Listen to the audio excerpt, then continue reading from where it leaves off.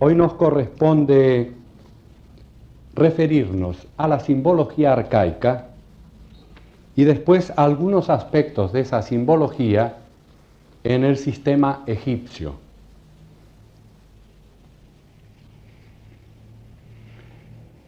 No es necesario que explique qué es un símbolo, todos los conocemos. Lo que sí interesa es que desde la más remota antigüedad hubo un lenguaje, todo un lenguaje organizado, y ese lenguaje fue de símbolos. Claro que los símbolos tienen todos algo para decirnos, pero en todo caso hubo un lenguaje hierogramático, viene desde la más antigua, desde la antigüedad más remota, y se prolonga a través de los movimientos filosóficos e iniciáticos hasta nuestros días. Ese lenguaje es un lenguaje apretado, porque unos pocos símbolos pueden decir muchas cosas. Y es un lenguaje que requiere una clave de interpretación, porque los símbolos son figuras que encierran una vida, una inteligencia, un mensaje, y los sistemas iniciáticos tenían la clave de interpretación de cada uno de esos símbolos. De modo que a veces se reunían varios símbolos en uno solo y se tenía un emblema. Ese emblema, en todo caso, era un lenguaje ya más complicado. La clave de los símbolos permitía al que la poseía penetrar más allá de la figura. Penetrando más allá de la figura, el símbolo abría sus puertas y le otorgaba al que estaba en posesión de la clave el mensaje que tenía que darle. De otro modo, la figura para el profano, para el no entendido, el que no posee la clave, aparece como una simple figura y no ofrece ningún peligro de dar enseñanzas especiales, iniciáticas o secretas, porque la mera figura no entrega su contenido, repito, sino es a través de una clave de interpretación. Esa clave o llave abre la puerta del símbolo, como estamos diciendo. Ese lenguaje aparece en todos los documentos sagrados de la humanidad. Aparece en las escrituras sagradas de todas las religiones. Aparece en el lenguaje de los grandes sistemas de filosofía semi-esotérica, como en el caso de la Vedanta, de la Sankhya Yoga, que son sistemas no totalmente públicos, pero gran parte de sus enseñanzas sí son públicas y en todo caso a veces hay que velarlas a través de un símbolo. Quizás convenga decir que además del símbolo y del emblema, aparece la alegoría en forma de parábolas, de leyendas.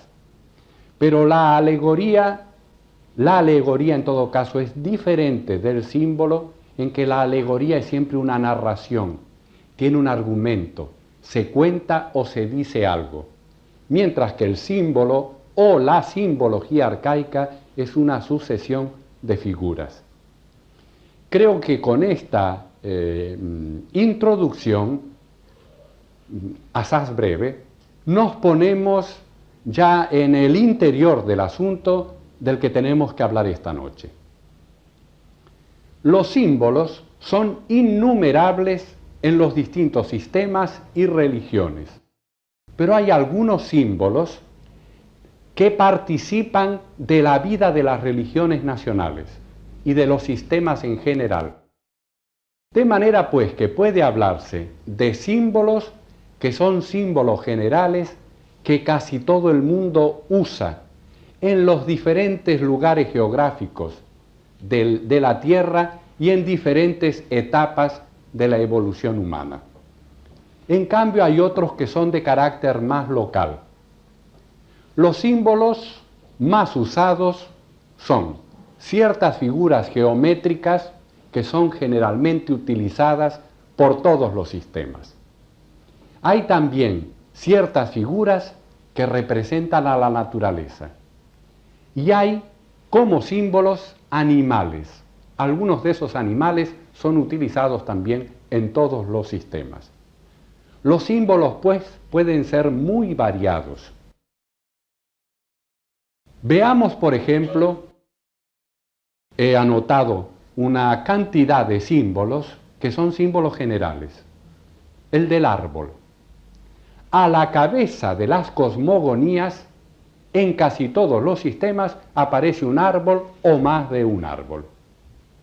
Hemos disertado en otras oportunidades y aquí mismo acerca de que en el jardín del Edén, de su propia mano, Dios planta dos árboles: el árbol de la ciencia del bien y del mal y el árbol de la vida. Pero otros sistemas más antiguos y posteriores al sistema de los hebreos también tienen su árbol. Ese árbol, en todo caso, puede ser el árbol mundanal, el árbol que se despliega en el universo, aquello que los gnósticos llamaban el pleroma, el todo, la totalidad. En el sistema de la India, el árbol está invertido, tiene sus raíces en lo más profundo de los cielos. Su tronco atraviesa el pleroma, atraviesa el espacio inmanifestado subjetivo, y su ramaje y su follaje constituyen el mundo que nos rodea y los seres que habitamos en ese mundo. De modo que cuando Sri Krishna en el sistema de la India habla del árbol, él llama a la atención de que más allá del follaje, más allá de las ramas y a través del tronco se puede ir a la raíz, que ha dado origen y que da sustento a ese árbol. El principio uno, la raíz sin raíz, la raíz de todo lo existente. De modo pues que, sin abundar en más detalles, este árbol lo encontramos, repito, en todos los sistemas.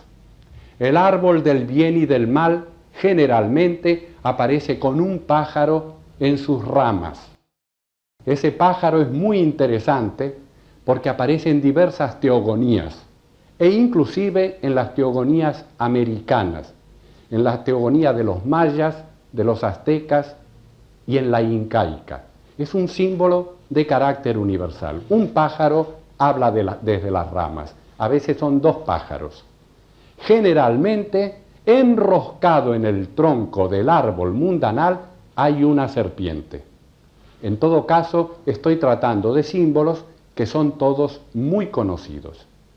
El lenguaje de la simbología arcaica nos dirá que el árbol, el tronco, las ramas, el follaje, los pájaros, la serpiente enroscada en sus ramas, tienen todo un significado y una lección que darle al iniciado, al hombre que se inicia en la búsqueda de la verdad, en la búsqueda en todo caso de la verdad esotérica, interna.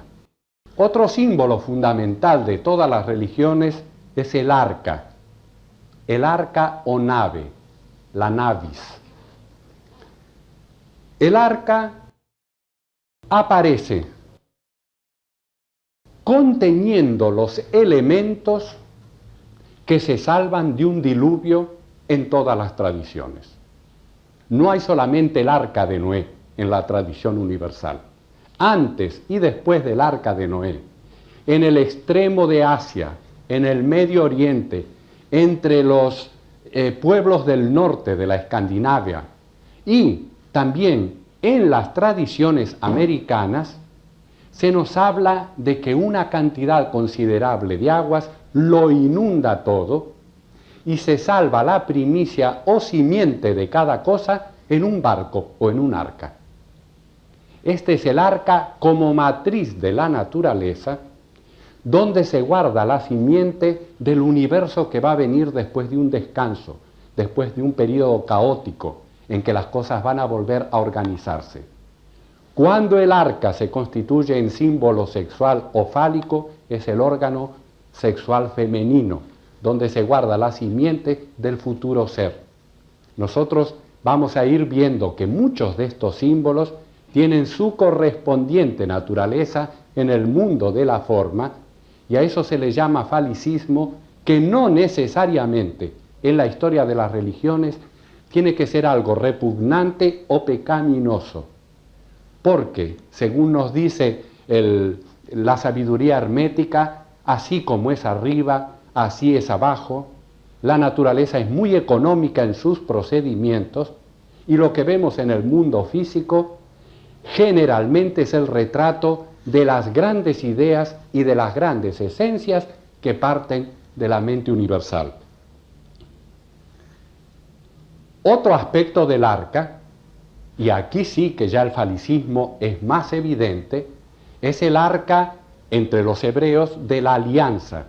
Es el Sancta Sanctorum de todas las religiones, cuyas puertas puede abrir solamente el sumo sacerdote y penetrar en ellas. La alegoría, en todo caso, de carácter sexual, es muy fácil de ver.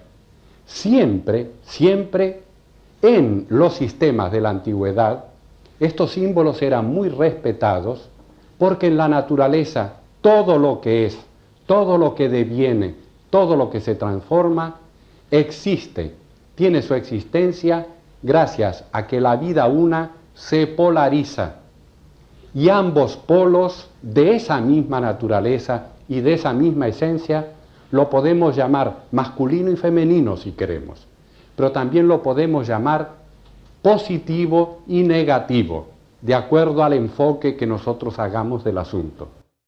Así, en la naturaleza, en la esencia que luego va a dar nacimiento a todas las formas, se encuentra esa polaridad de lo masculino y de lo femenino, solamente que en las esencias no hay forma, no hay generación y no hay órganos de generación. Lo que genera son polaridades de esencias, energías, y cuando esas energías o esencias descienden al mundo físico, entonces recién aparece el sexo y aparece la generación. En los mundos espirituales no hay generación, hay emanación de la propia naturaleza. Por esa superabundancia de que hablábamos noches pasadas, lo uno se convierte en dos y los dos se convierten en muchos, sacando de su propia esencia. Eso es una emanación, y eso es diferente a la generación que ocurre solamente en los mundos de forma y en las especies que ya aparecen como varón y como hembra. El loto es otro símbolo de esta naturaleza al que nos referimos con cierta frecuencia en los estudios de teosofía. Vamos a dejar los vegetales y entrar en el bestiario arcaico y simbólico, en las bestias, en los animales. La serpiente es un símbolo universal, utilizado en todos los sistemas. Es el más universal de todos los símbolos. Cuando no aparece como serpiente, va a aparecer como dragón en algunas teogonías y en algunos sistemas muy antiguos. O en Egipto aparece como cocodrilo. En todos los casos se está usando el mismo símbolo. La serpiente sirve y ha sido usada como símbolo porque sus características de animal ayudan a simbolizar en él muchos procesos, muchos hechos de la naturaleza.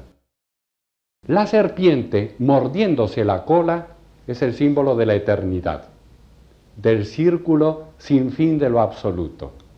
La serpiente, con un huevo en la boca, significa el poder generador que de sí mismo extrae aquella materia homogénea que va a ser la base de todos los sistemas, de todos los mundos, de todas las esferas.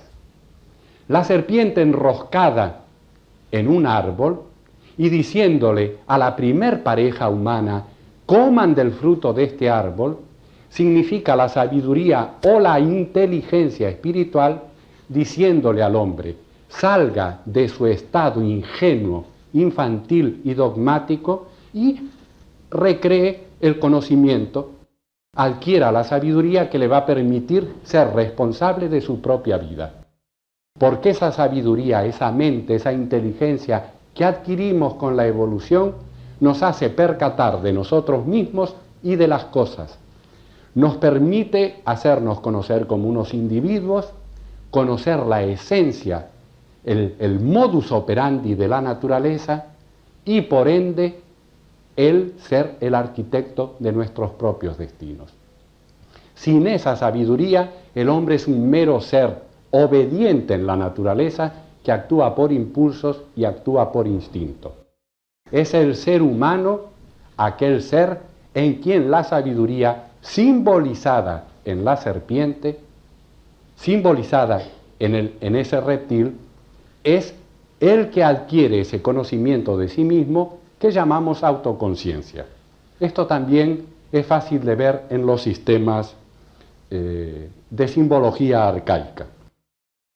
Que la serpiente del paraíso no era un reptil con patas. Se supone que tenía patas porque a partir de determinado momento, cuando llueve la maldición sobre ella, se dice que a partir de ahora ella se va a arrastrar por el suelo. Que la serpiente no era un mero reptil, porque un mero reptil no es un ser inteligente, se echa de ver en el trato que se da a las serpientes voladoras y a la serpiente de bronce en el Antiguo Testamento. También a los hijos de Cam, especialmente Adán, cuando se dice es una serpiente en el camino que muerde los talones del viajero. Estos son todos símbolos que los cabalistas han estudiado y en el cual la serpiente se refiere más a un estado del ser, a un modo de ser, que al reptil, o mejor dicho, que al reptil que está simbolizando ese estado de ser, ese estado de conocimiento. Entonces no nos va a sorprender escuchar en boca de Jesús que Él diga, sed prudentes como serpientes, y equipara a la serpiente a la prudencia, que es sinónimo de la sabiduría. El gato ya es un símbolo más local. Los egipcios lo utilizaron mucho. El gato estaba consagrado a Isis, como muchos otros animales. Isis, como con los dioses de las teogonías, por eso hay tanta confusión y es tan difícil penetrar en el corazón de las teogonías. Isis tiene más de un sentido. Isis está simbolizada en la luna, y ustedes la van a ver a Isis en algunas figuras de pie sobre la luna, algunas veces amamantando a Horus, al niño, como más tarde van a ver sobre la media luna a la Virgen María amamantando al pequeño Cristo, al ser solar, al Salvador.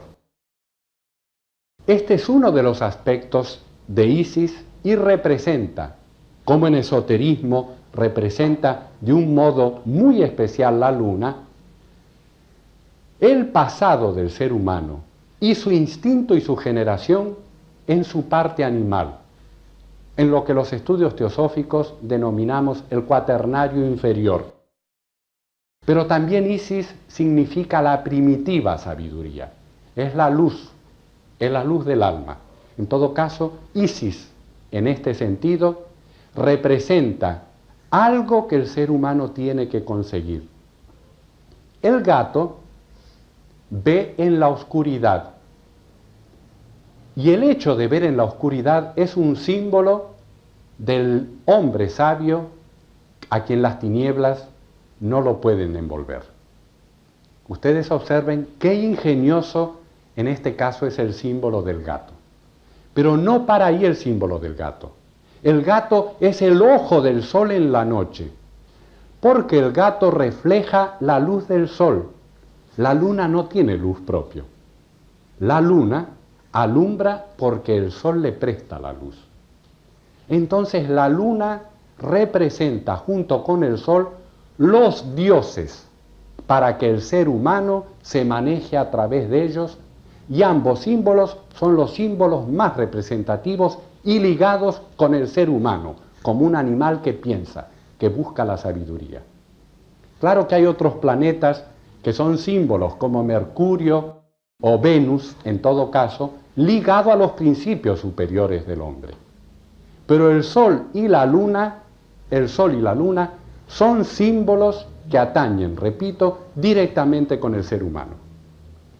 El gato ve de noche, es el ojo abierto en los cielos y representa a la luna, aquello que ve en la oscuridad, aquello que no puede tropezar porque ve en la oscuridad. Aquí está rozando la luna y el gato como un símbolo de la sabiduría. Cuando el sol en su carrera se oculta tras el horizonte, el sol va a alumbrar las regiones inferiores y la luna queda como sustituto del sol. Luna y sol son los atributos de las dos mentes en el hombre, de lo que llamamos la mente inferior concreta y la mente superior o abstracta. La una vive del reflejo de la otra, alumbra por el reflejo de la otra. Y la mente concreta no tiene verdadera luz, es decir, verdadera inteligencia, si esos principios superiores, el manas unido a la buddhi de los estudios teosóficos, no alumbran los procesos razonativos.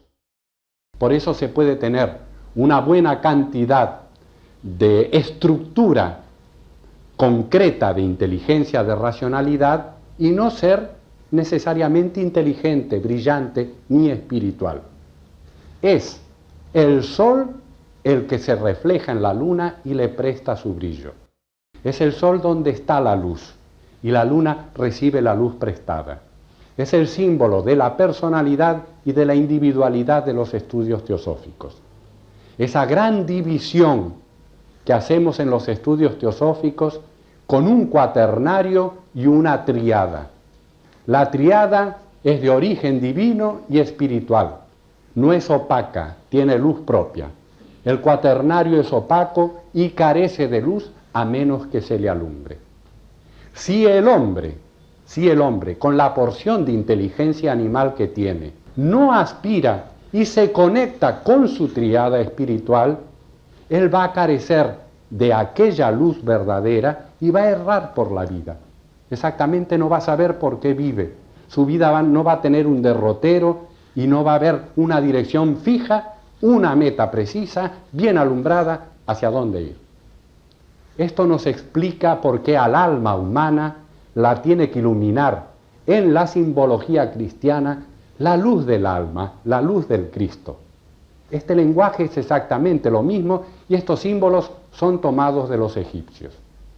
En todo caso, hay en la naturaleza del alma una parte que está hecha de materia, como decíamos la semana pasada, y no tiene luz propia, y otra parte que tiene luz propia. La psique, el alma humana, tiene esos dos extremos o esos dos polos, y se requiere la unificación, o mejor dicho, se refiere que aquella parte del alma que no tiene divinidad o luz propia se una por meditación, por pureza, por mismidad, por entrar en el propio ámbito interior, por todas las prácticas de ascetismo que han hecho todas las escuelas y todas las religiones para sus monjes, para sus iniciados, esa reunificación entre el principio opaco que va a recibir la luz del alma y ese principio que está alumbrando siempre y está esperando desde el principio poder alumbrar con su luz a la inteligencia animal, al hombre animal. Sin esa porción cada vez más amplia de la luz del alma, el hombre no se diferencia del animal, porque el cuaternario inferior es común, los principios inferiores son comunes al animal y al hombre, y verdaderamente el hombre solamente en esos principios, sin que funcione su inteligencia espiritual, es un animal.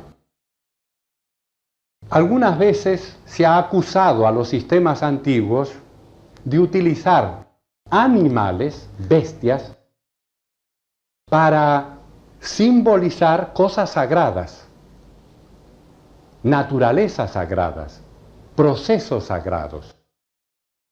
Los occidentales olvidamos en todo caso que el judaísmo, la religión de la cual es herencia el cristianismo, y el mismo cristianismo utilizan animales. ¿Acaso no simbolizamos a Jesús como el Cordero y no simbolizamos al Espíritu Santo con la paloma?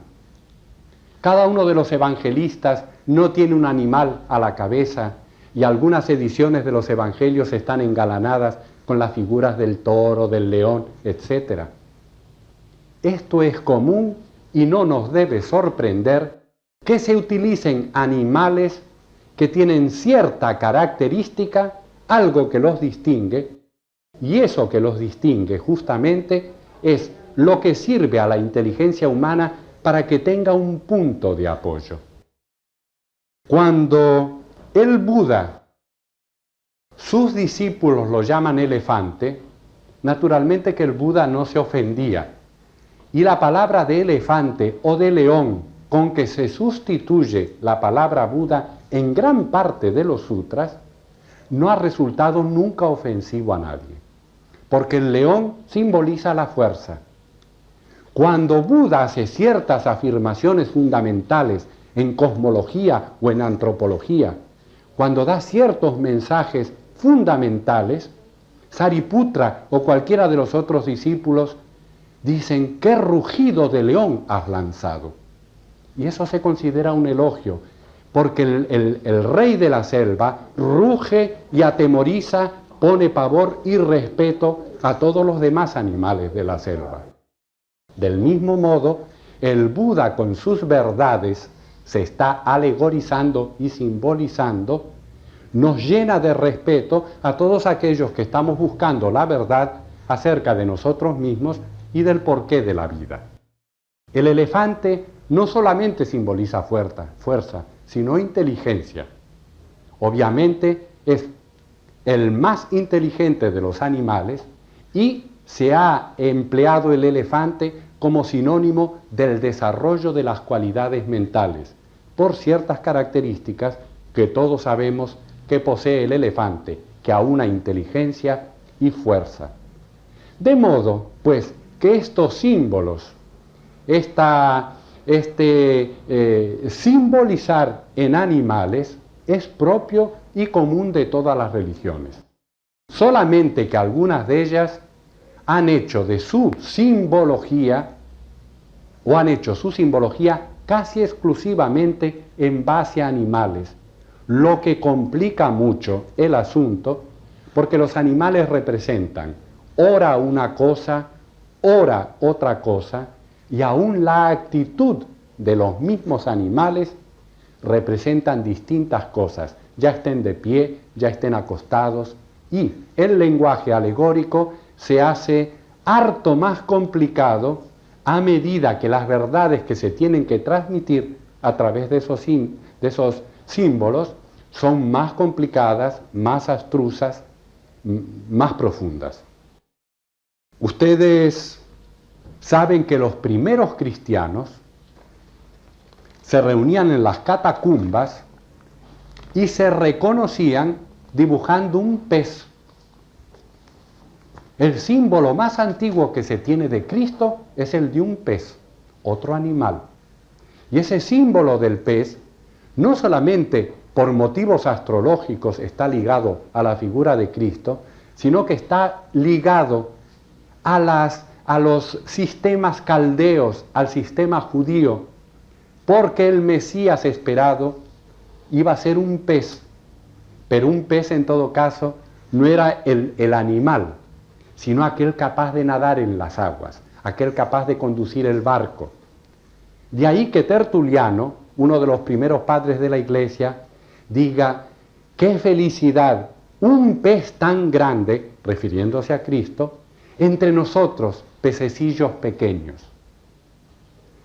Creo que esto basta para explicar por qué. Cada uno de estos animales tenía un significado propio. Y cuando los vemos en papiros, cuando los vemos en estampas, cuando vemos una sucesión de animales, no pensemos qué torpes eran los antiguos, qué primitivos y qué infantiles. Así como podemos poner una sucesión de símbolos químicos y el químico va a entender ese lenguaje y el profano no lo va a entender, así los antiguos velaron aquellas enseñanzas que consideraban o peligrosas o muy sagradas para el vulgo a través de todo este sistema de la simbología arcaica. Ahora, algunas palabras sobre Egipto. En lo que a mí respecta, creo que Egipto es el país cuya religión y cuya filosofía está más velada y menos al alcance del estudio general. Ya el país y su historia, a pesar de que hay una excelente cronología, es el país que lleva una cronología más perfecta a través de algunos milenios. A pesar de su cronología, el país ya ofrece dificultades en su aspecto histórico. En realidad, la historia de los pueblos, después de 1000 o 2000 años antes de la era cristiana, ya presentan un halo de oscuridad. ¿De dónde provienen tantos pueblos? Tantos pueblos que aparecen ya hace 3 o 4000 años antes de la era cristiana como pueblos organizados, como pueblos con una religión nacional, con una filosofía, con misterios. Hay mucha conjetura sobre el particular. Hay mucha discrepancia desde el siglo pasado entre los estudiosos. Porque nosotros leemos en el colegio secundario Oriente, Grecia y Roma y rápidamente se da una pincelada muy superficial acerca de la naturaleza, el origen de tantos pueblos, hasta arribar a Grecia y luego al advenimiento del cristianismo. Pero esa historia no está de acuerdo con lo que nos dicen muchos entendidos, auténticos entendidos. Y aún entre esos entendidos y estudiosos hay mucha, repito, conjetura y muchas discrepancias. Hay un Egipto mitológico. Algunos lo sitúan en el mar Caspio, otros lo sitúan en lo que hoy sería Afganistán, en la meseta del norte del Indo Kush, mientras que el Egipto histórico está a lo largo del Valle del Nilo. También el Egipto histórico presenta una serie de transformaciones, una serie de vicisitudes en su vida que son objeto de las investigaciones de los estudiosos.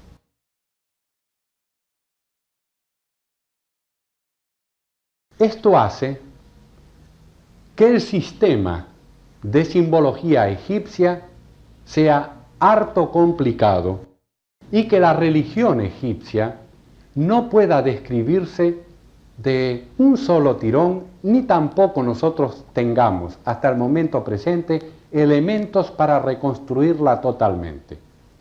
Por eso Blavatsky, en Isis sin velo, cuando trata del asunto, cita a uno de los más grandes, si no al más grande egiptólogo de ese tiempo, que era amigo de ella, el célebre Gastón Maspero.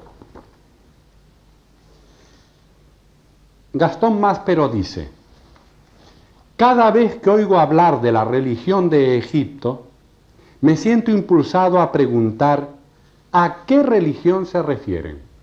Cuando oye hablar de la religión de Egipto, él pregunta ¿a qué religión se refieren?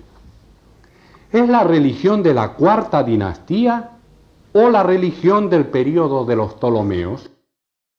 ¿Es la religión del populacho o es la religión de los sabios? ¿Es a aquella que se enseñaba en las escuelas de Heliópolis o a aquella otra que se hallaba en las mentes y en los conceptos de la clase sacerdotal de Tebas? Porque entre la primera tumba de Menfis, que lleva la inscripción de un rey de la tercera dinastía, y las últimas piedras grabadas en Esneh, bajo César Filipo el Árabe, hay un intervalo de 5000 años por lo menos. Máspero le da al Egipto una antigüedad de 7.000 años, hoy tendría 7.000 años, 5.000 años hasta la era cristiana y los 2.000 años que corren de la era actual. Pero el barón de Bunsen y otros egiptólogos muy eminentes elevan esa cantidad de años de la historia de Egipto a 10, 12, 15 y 20.000 años. Claro que eso no figura en los manuales para estudios secundarios y aún universitarios. Hay que ir a la opinión de estos grandes estudiosos. Es decir, que en 5.000 años hubo transformaciones. Dejando a un lado, dice Máspero, la invasión de los pastores, la dominación etíope y la de los asirios, la conquista persa, la colonización de los griegos y las 1000 revoluciones de su vida política, el Egipto pasó durante estos 5.000 años por muchas vicisitudes morales e intelectuales. El capítulo 7 del Libro de los Muertos, que parece contener la exposición del sistema del mundo, según era comprendido en Heliópolis, durante la época de las primeras dinastías, solo nos es conocido por unas cuantas copias de la 11ª y 12ª dinastías. La opinión de Máspero es que el Libro de los Muertos, tal como lo tenemos ahora, se puede leer en español, es una especie de galimatías y hay que haber conocido una buena porción de lo que significan los elementos que entran en ese libro para sacar un provecho. En ese caso es un libro apasionante. El Libro de los Muertos es apasionante si por lo menos se tiene una o dos de las claves de interpretación. De otro modo es lo que denominamos vulgarmente un embrollo. Es una obra altamente alegórica, llena de símbolos muy oscuros y símbolos que se prestan a confusión porque un mismo símbolo representa una, dos, tres o más cosas. Esto ocurre con otras simbologías. Hay personajes que representan muchas cosas.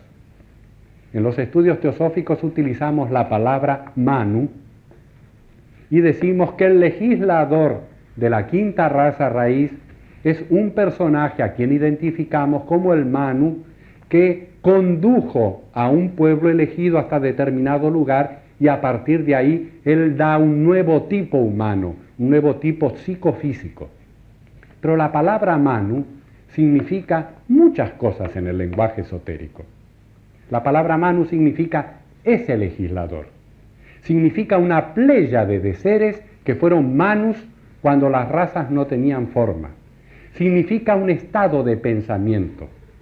Hay varias clases de Manus y finalmente el hombre es un Manu porque es un pensador, de la raíz man, de la raíz pensar. De modo que según cómo esté el contexto, la palabra Manu significará una u otra cosa.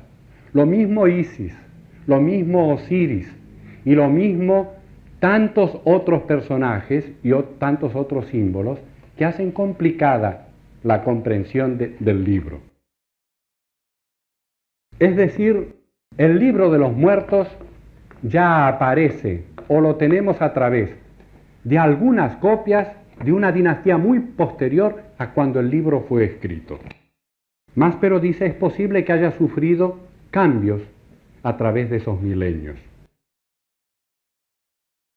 Cada uno de los versículos que lo componen era ya interpretado de 3 o 4 maneras distintas, tan diferentes que según esta o aquella escuela, el demiurgo se convertía en el fuego del sol o en el agua primordial. 15 siglos más tarde, el número de interpretaciones había aumentado considerablemente. La señora Blavatsky se entretiene en muchas de sus páginas a explicar por qué las interpretaciones sobre el Libro de los Muertos en la época de los Ptolomeos había sufrido cambios y había varias interpretaciones, porque ya en la decadencia egipcia se habían perdido las claves auténticas de interpretación para interpretarlo correctamente. De cualquier modo, el Libro de los Muertos a pesar de sus dificultades, nos deja ciertas enseñanzas. Aparecen bastante claras para aquel que se toma el trabajo de leerlo. Una enseñanza clara es que el alma humana es inmortal. El alma humana es el hombre, no el cuerpo. El alma, el verdadero ser, el que ocupa cuerpos, es inmortal. Viene de la eternidad y va a la eternidad. Pero en ese camino de una a otra eternidad, el alma sufre transformaciones dentro de su eternidad y sujeta a la ley de transmigración, sujeta a la ley de evolución, tiene que conquistarse un lugar en el Amenti, un lugar en la región de los dioses. Encontramos las mismas enseñanzas esotéricas de la teosofía moderna y de todos los otros sistemas. El hombre gana con esfuerzo, con disciplina, con estudio, con pureza de vida, con autodominio, gana un estado de conciencia superior que a su vez se convierte en otro más superior. Está en el plan de la naturaleza que el esfuerzo rija al alma. En la naturaleza está que el alma tenga obstáculos para alcanzar su superioridad. Y en vencer esos obstáculos, el alma desarrolla la totalidad de sus potencias. En el libro de los muertos encontramos también que la serie de dioses, el politeísmo, se resumen en un centro común que combina, al cual van a parar todos los dioses, y eso se llama la etapa monoteísta de la religión egipcia. El monoteísmo enseñoreó en lo más antiguo del Egipto, como nos dicen los egiptólogos. El monoteísmo fue común a muchos pueblos. No es solamente una concepción del genio hebreo. Otros pueblos, quizás con más antigüedad, también tuvieron una concepción monoteísta. Pero como todo sistema auténtico de enseñanza, salta del monoteísmo al monismo. Y se dice que ese principio de luz que da nacimiento a las fuerzas creativas viene de la oscuridad absoluta. Esa oscuridad que encontramos al principio de todas las cosmogonías. Antes de la luz fue la oscuridad. En la oscuridad, en el caos, en el abismo, como veremos en el día de mañana, se incuba la luz. El rayo de luz sale de las tinieblas. Y es el rayo de luz, el logos creador, el verbo, el sonido creador, el que da forma a los mundos. Entonces aparece la diversidad de dioses, la diversidad de potencias creadoras que se resumen en el demiurgo o en el formador del mundo. Estas son enseñanzas de Egipto, las vimos en Platón, las encontramos en la India y son las enseñanzas de la tradición dorada esotérica. Las enseñanzas que estudiamos con mucho provecho hoy en los textos de teosofía. Otra enseñanza es que hay una ley y que el alma trabaja en un universo de leyes. Por eso el alma, después de cada una de sus transmigraciones, después de cada una de sus etapas de volver a la carne, de unirse al corazón solitario que está representando al manas, al quinto principio, al alma humana, el alma es juzgada en la vida post-mortem. El libro de los muertos, o ritual como se le llama también, es muy interesante sobre el particular. Es interesante ver esa enseñanza de que hemos estado hablando noche tras noche, la de que el alma está acompañada por debajo de ella de principios más densos, más materiales, y por encima de ella de principios más espirituales. Hablamos de la naturaleza septenaria del hombre. Las enseñanzas de Egipto y del libro de los muertos demuestran esto. Como esto no es un ciclo minucioso acerca de la enseñanza egipcia, no quiero citar aspectos de la obra de Blavatsky, donde ella cita a egiptólogos que hablan de que el hombre era un compuesto de 7 almas. Y se equipara entonces los 7 principios de la teosofía con las 7 almas de los egipcios. Pero es bien claro que en los papiros del juicio al alma después de la muerte, cuando en la barca solar el alma pasa al otro lado, se va desprendiendo de cada uno de esos principios. Por eso los principios más densos no entran a la sala del juicio, entra el alma sola y los principios los vemos dibujados, retratados en la puerta, han quedado fuera. El alma los ha abandonado. El alma, pues, recibe premio y castigo.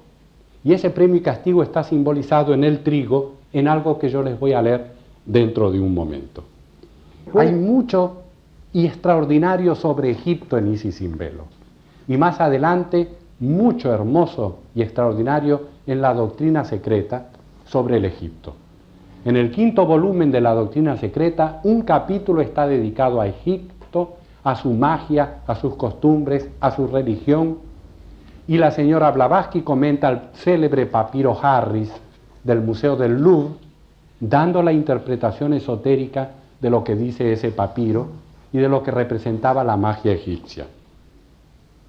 Respecto al trigo, leemos un fragmento pequeño de Blavatsky. El campo celestial de Aamro está circuido de una muralla de hierro y está sembrado de trigo, dice el libro de los muertos. Y los difuntos que han pasado la primera prueba y han abandonado los principios inferiores pasan a ese campo de trigo, al campo de Aamro. Algunos tallos de trigo tienen 3 codos de alto, otros tallos 5 codos y los más altos 7.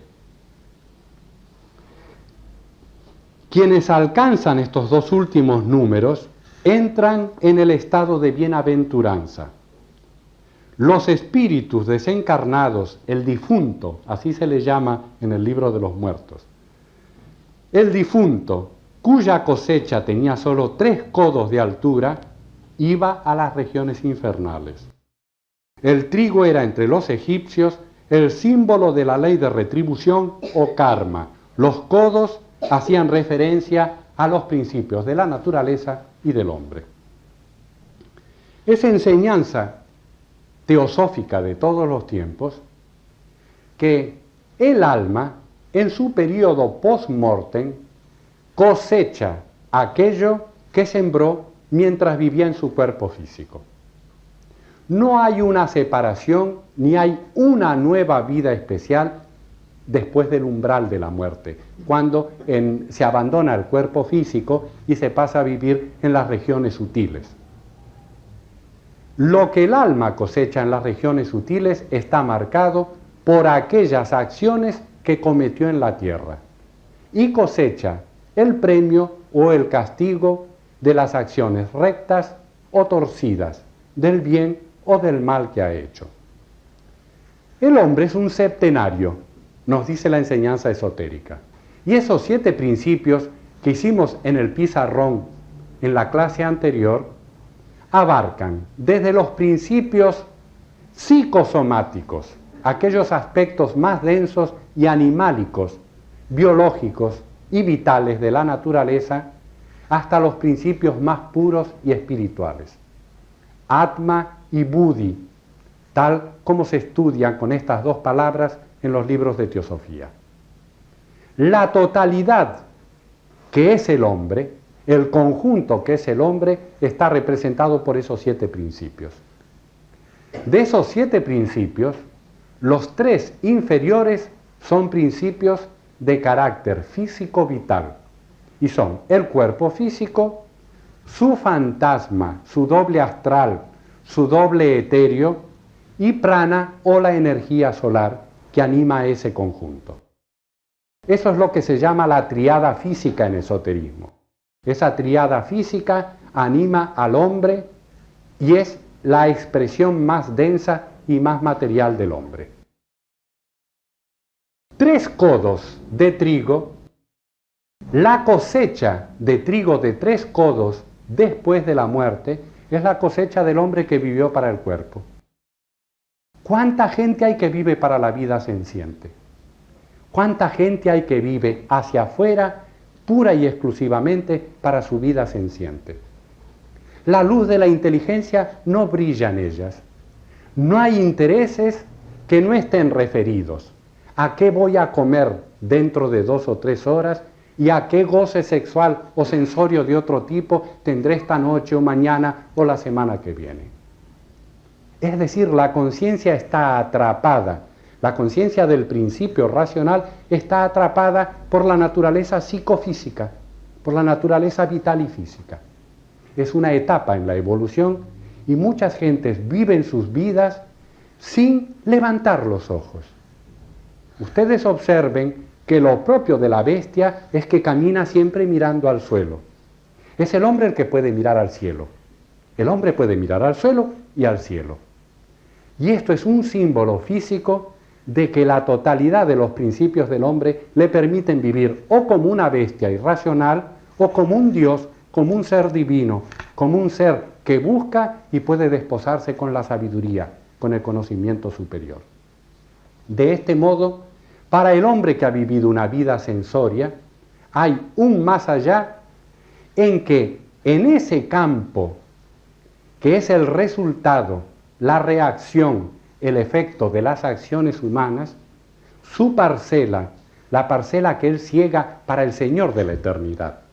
Ese trigo no es para él, ese trigo es para el Señor de la eternidad, nos dice el libro de los muertos.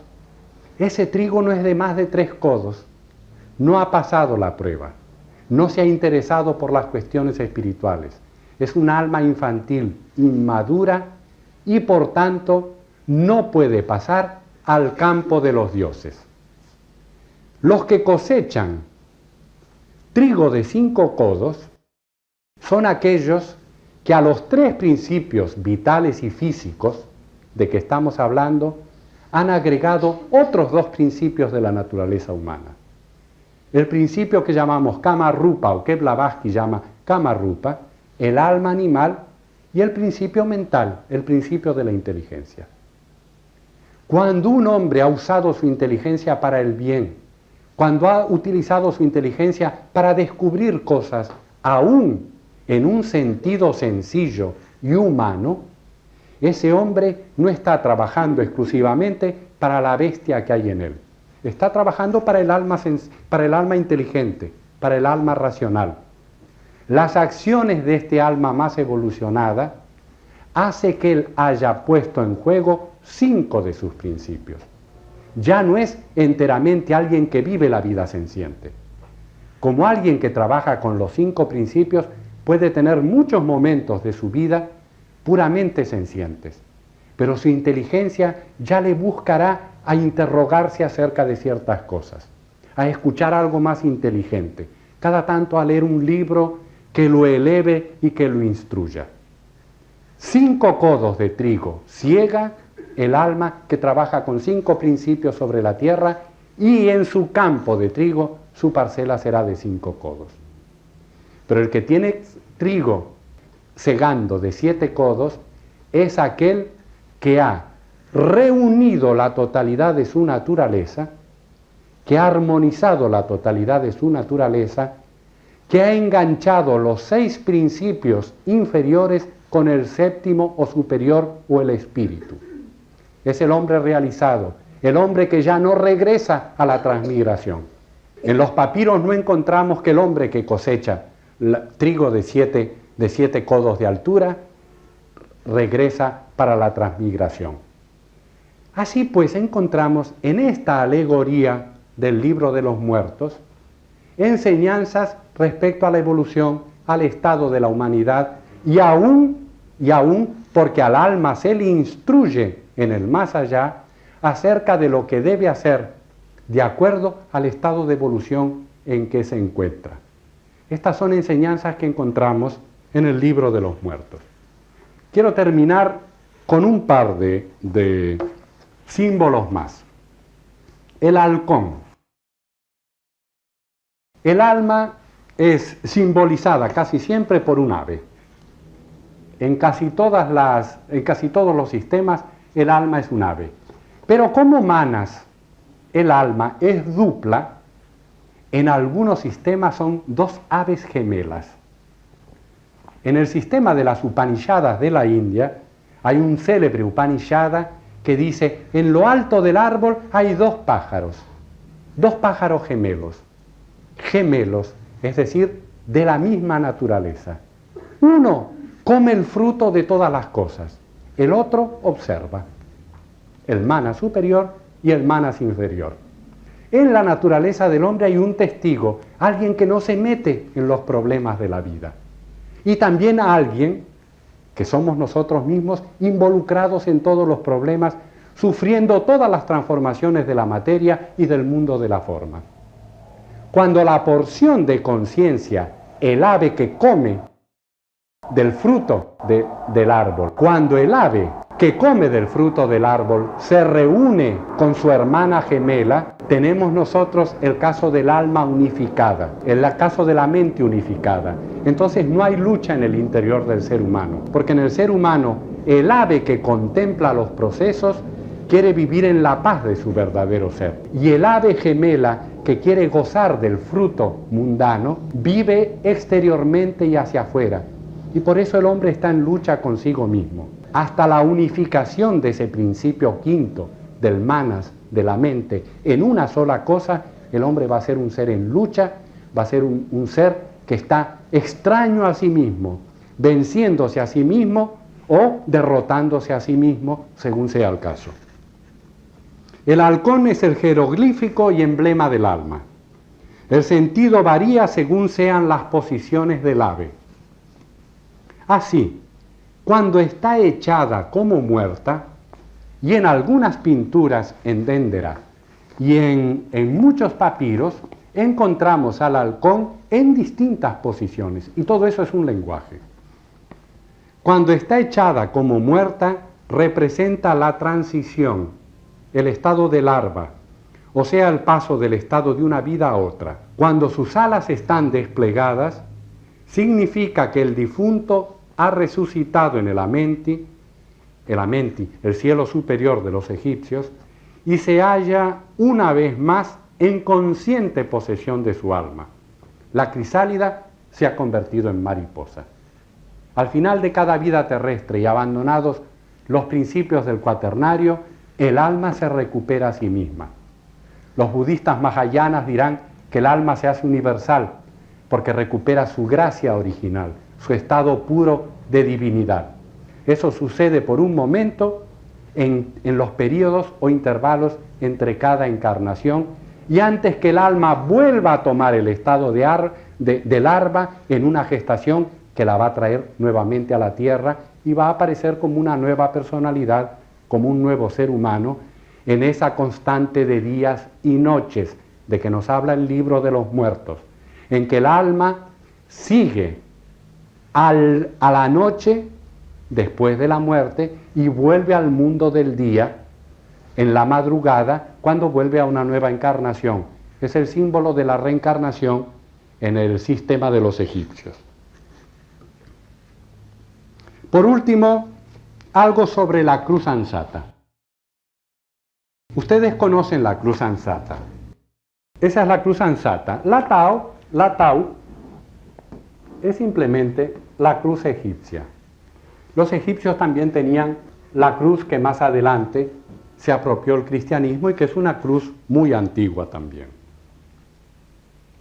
La cruz ansata era símbolo de la inmortalidad, pero la cruz tat, la tercera de estas cruces, era el símbolo del espíritu y la materia que se unen para formar el universo y todas las cosas.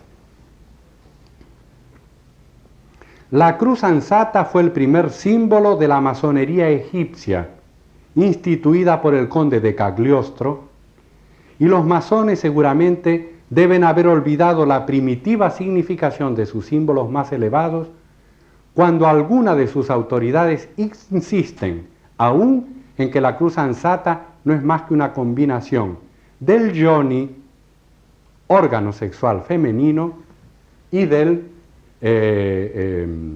y del órgano sexual del falus masculino.